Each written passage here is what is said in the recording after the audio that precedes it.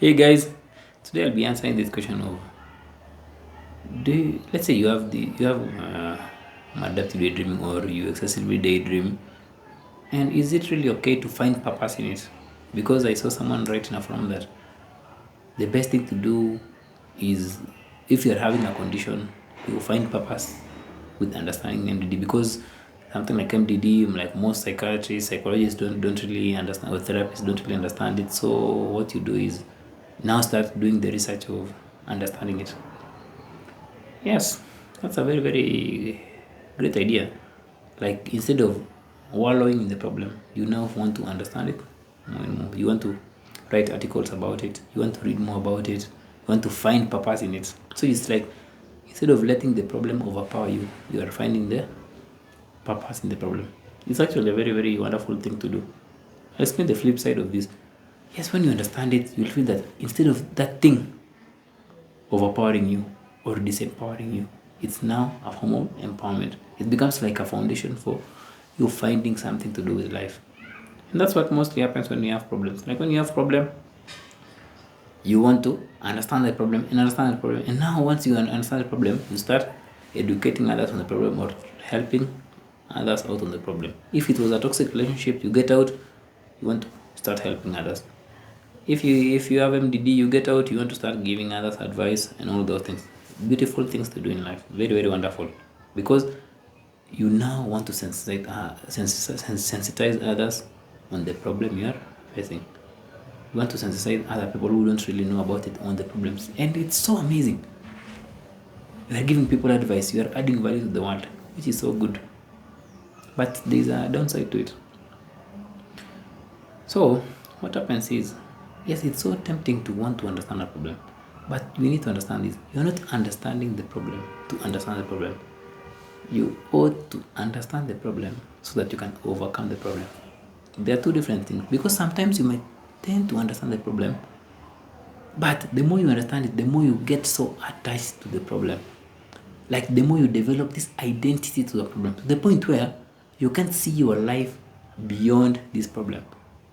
Because something about life is letting go. Like, it's letting go of everything. But now when you start building knowledge, going deeper and deeper to this problem, you might get so attached to the point where you have this opinion, or you really hold this opinion because of this problem, which you've studied, and it has given you a job, it has given you a blog, it has given you something.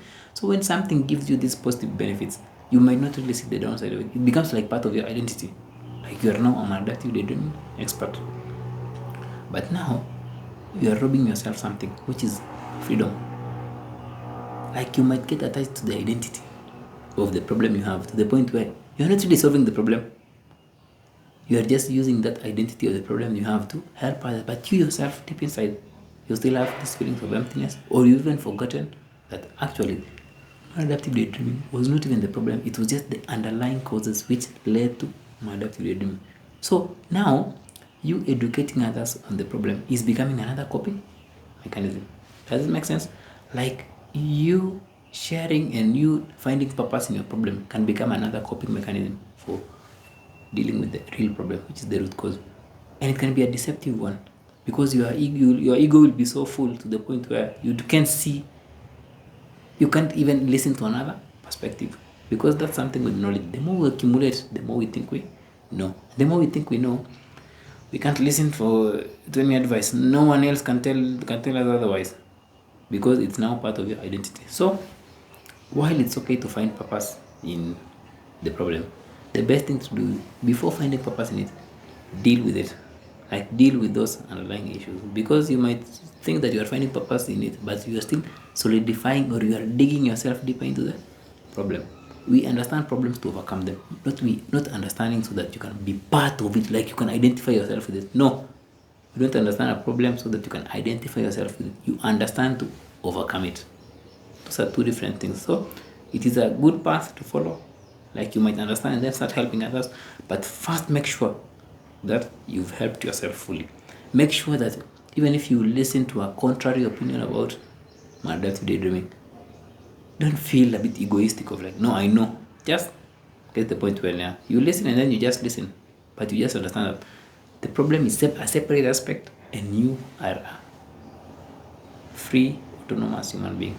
Hope you found that informative, guys. Yes, you can find purpose in MDD, but first deal with those root causes. First deal with working on yourself, because it can reach a point where you don't want to work on yourself, because if you work on yourself, you will lose the identity, and that identity is not a true identity. It's not your true identity. It is a false identity. Hope you found that informative and challenging, guys. Until next time, have a nice day.